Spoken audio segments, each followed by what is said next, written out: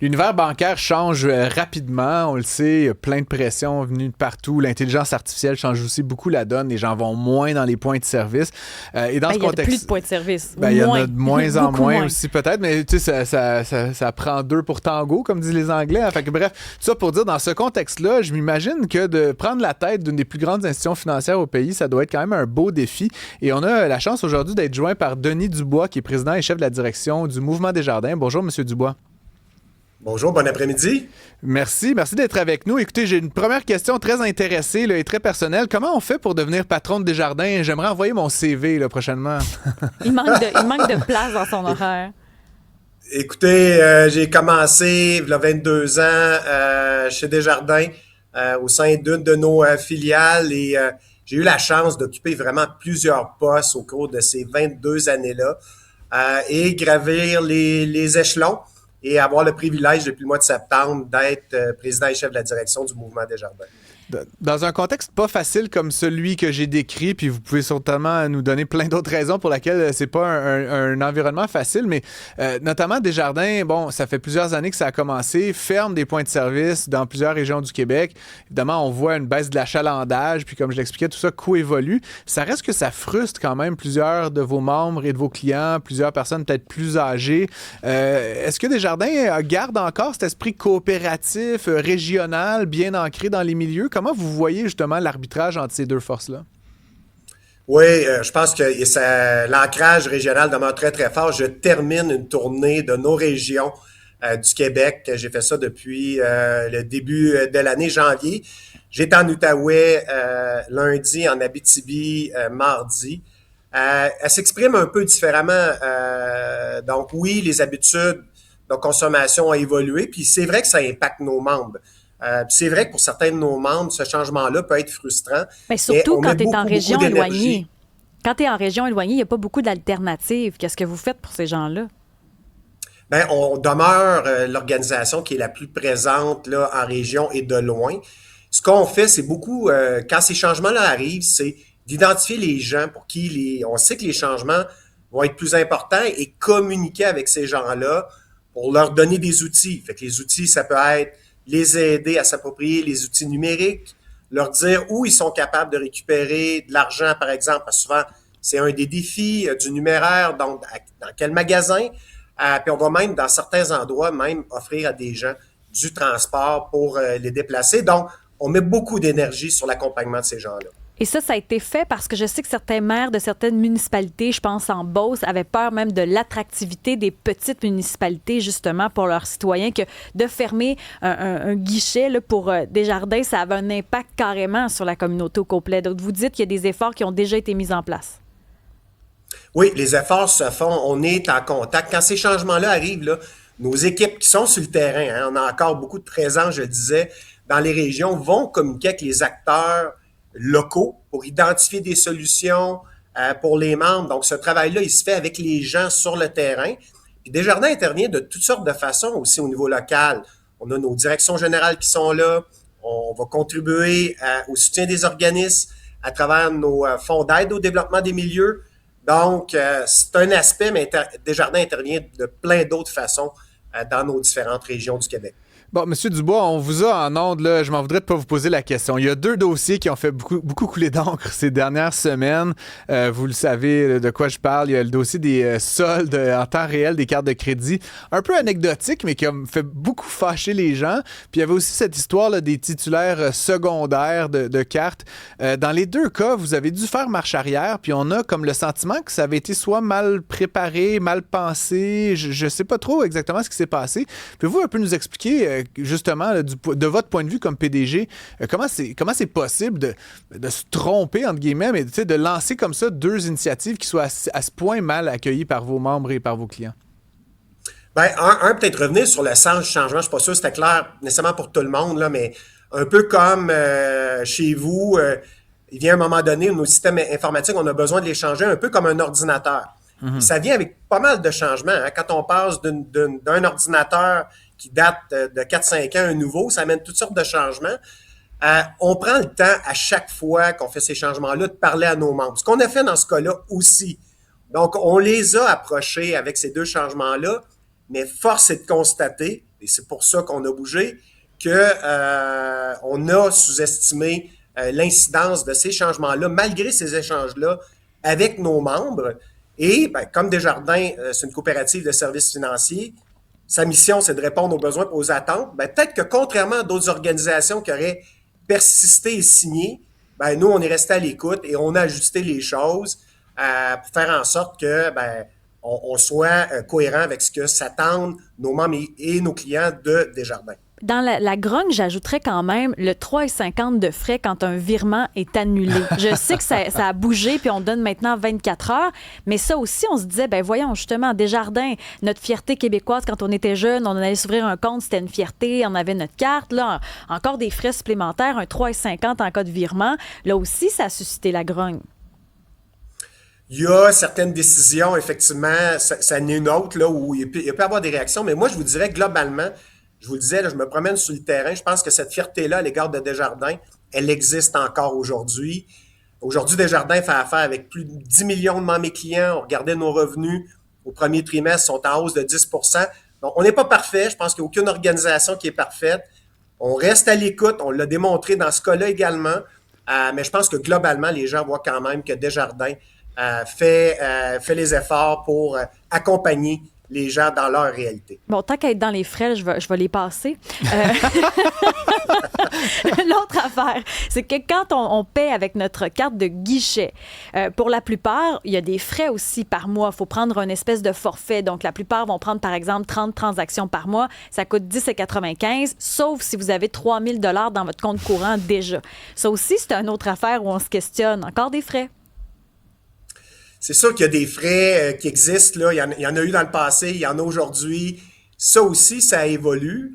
Ce qu'on s'assure chez Desjardins, c'est que les frais soient raisonnables, les frais, évidemment, soient compétitifs et représentent finalement aussi ce que les gens obtiennent de Desjardins. Donc, il y a un travail en continu qui se fait, c'est vrai, depuis 125 ans, pour s'assurer que les frais sont au bon niveau.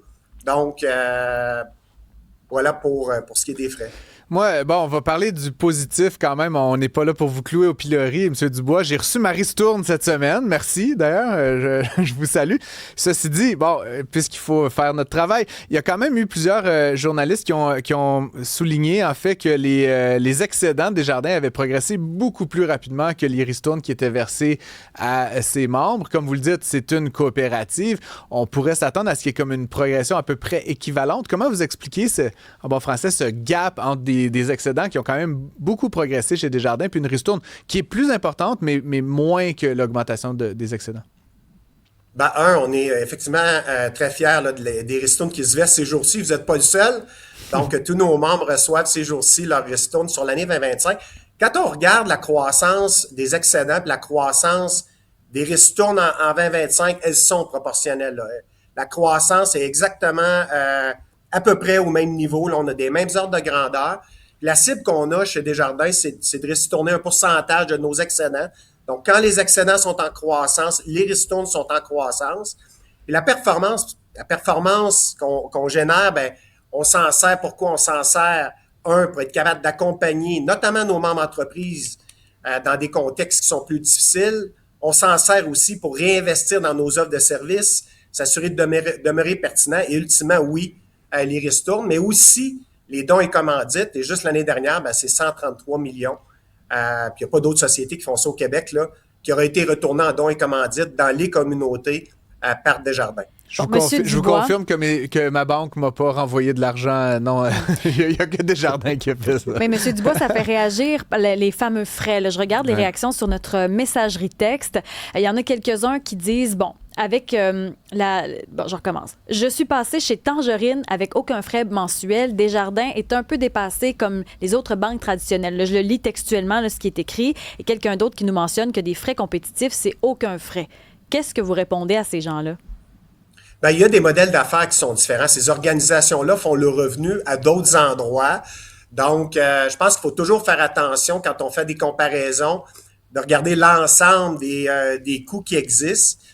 Donc là, vous faites référence à des organisations qui vont aller prendre des marges à d'autres endroits dans la façon, parce que ces organisations-là ne sont pas différentes. Ils ont besoin de faire des profits pour être capables de souvent rémunérer leurs actionnaires, et eux aussi réinvestir dans leur organisation. Jean-Daniel, lui, se questionne. Il est de Gatineau sur le temps quand on fait un virement, le fameux gel de fonds. Il trouve que parfois c'est long pour Desjardins. Là, je ne connais pas la situation particulière. Ce que je peux vous dire, une fois ceci dit, on travaille très, très fort à simplifier les choses pour nos membres et clients. On est conscient qu'on vit dans un monde où l'instantanéité là, devient une attente de la part de nos membres. Et c'est clair, c'est pas différent du côté des membres de Desjardins. Donc ça, on va continuer d'être sensible à ces préoccupations-là et de continuer de travailler là, pour rendre ça le plus simple possible pour nos membres et nos clients. Ça m'amène quand même à vous poser la question, puis c'était un peu notre introduction, M. Dubois. Bon, je parlais de l'environnement, de l'écosystème, puis je voudrais être plus spécifique encore. On apprenait hier, par exemple, qu'une entreprise comme Nesto, là, qui est dans le domaine du crédit hypothécaire, avait reçu 300 millions de dollars de financement. Ça les fait passer à une valorisation de, je pense, 1,5 milliard de dollars. On a Wealthsimple qui a fait des annonces. Il y a Robinhood qui... En fait, je veux pas faire de la pub pour les autres, mais simplement, tu sais, c'est un marché dans lequel il y a beaucoup de nouveaux acteurs qui grugent quand même des services qui étaient un peu le pain et le beurre historique des institutions classiques comme Desjardins. Comment je veux dire, vous êtes le PDG, là, est-ce que ça vous empêche de dormir, tout ça? Comment vous réagissez face à cette espèce de guerre permanente là, provenant des fintech et d'autres acteurs du secteur? Ben, je pense que la compétition, c'est extrêmement sain, hein, parce que ça applique une pression, puis la réponse, elle vient d'un endroit, elle vient de nos membres et de nos clients. Ils prennent des décisions et ils nous comparent, il n'y a aucun doute.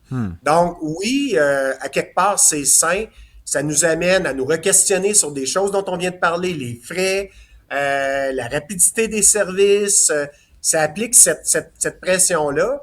Mais en même temps, c'est là que je vous dis, moi, ce qui me rassure, c'est de voir, quand je fais une tournée des milieux, que les gens voient encore l'impact de Desjardins dans leur communauté. On vient de parler des ristournes qui sont versées actuellement.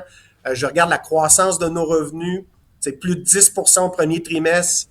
Donc, moi, ça me rassure. Mais ces grandes transformations-là, la compétition, nous amènent à être meilleurs. Puis, sur la finalité, ça en soi, c'est bon pour les Québécois et les Québécoises. Et on va continuer de jouer le jeu. Il n'y a aucun souci. Monsieur Denis Dubois, qu'en est-il maintenant de votre nouvel employé virtuel, Alvi, qui a fait son apparition dans les derniers temps? Alvi qui nous rappelle qu'on dépense beaucoup trop pour nos revenus. Comment ça se passe à ce niveau-là? La réception des gens aussi, est-ce que ça vient avec des irritants? Est-ce qu'elle vous écoute, Alvi, quand vous la chicanez, M. Dubois? Est-ce que c'est une bonne employée? Alvi, on est capable d'évoluer avec elle. Donc, c'est super intéressant. Donc, on parle peut-être pour les auditeurs, là, on parle d'un outil d'intelligence artificielle qui permet de donner des conseils à nos membres. Puis, Alvi grandit. Donc, oui, on a des échanges avec elle pour qu'elle soit plus pertinente et aide nos membres. On s'en va. On est déjà dans un contexte où il y a un défi démographique, hein, et le conseil, l'éducation financière, c'est tellement, tellement important. Donc, d'être capable de venir appuyer notre force conseil avec des solutions comme celle-là pour donner les bons conseils à nos membres et clients, c'est extrêmement positif en soi. Puis Alvi vient en aide dans quel secteur, dans quelle mesure vous pouvez voir avec les banques de données, où est-ce que les consommateurs se servent d'Alvi ou ne s'en servent pas? C'est une des beautés d'ailleurs des outils numériques, hein. On a vraiment l'accès à l'information. Donc aujourd'hui, les gens vont utiliser beaucoup Alvi pour le budget.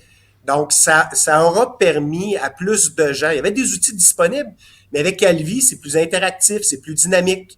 Évidemment, on aide les gens aussi à anticiper des choses. Donc des paiements à venir, ça aussi, c'est très apprécié. Puis c'est un peu comme ça qu'on fait évoluer Alvi. C'est en fonction de la réaction de nos membres, mais notamment ces deux outils-là sont très appréciés de ce qui a été déployé à ce jour. Elle grandit, puis vous allez voir bientôt, elle va être adolescente, elle va claquer la porte, elle va s'enfermer dans sa chambre. Faites attention, Denis Dubois, à ce que fait Alvi, hein? On ne sait jamais quand les enfants grandissent ce qu'ils deviennent. Mais est-ce qu'il y a une volonté d'aller plus loin avec Alvi? Est-ce que vous travaillez présentement sur autre chose avec elle? On veut faire évoluer les conseils. Puis, tu sais, je vous le redis, pour moi, c'est important, là, On a quand même une organisation de 55 000 employés. Il y a du monde chez Desjardins, mais ça devient difficile. On a 10 millions de clients, de membres et de clients à servir. Donc, ça devient un outil pour rehausser le conseil, vraiment rehausser le conseil. Ça aide nos conseillers, ça permet des conseils en direct. Donc, on peut aller beaucoup plus loin dans le conseil avec nos membres. Donc, aujourd'hui, c'est plutôt de l'information statique.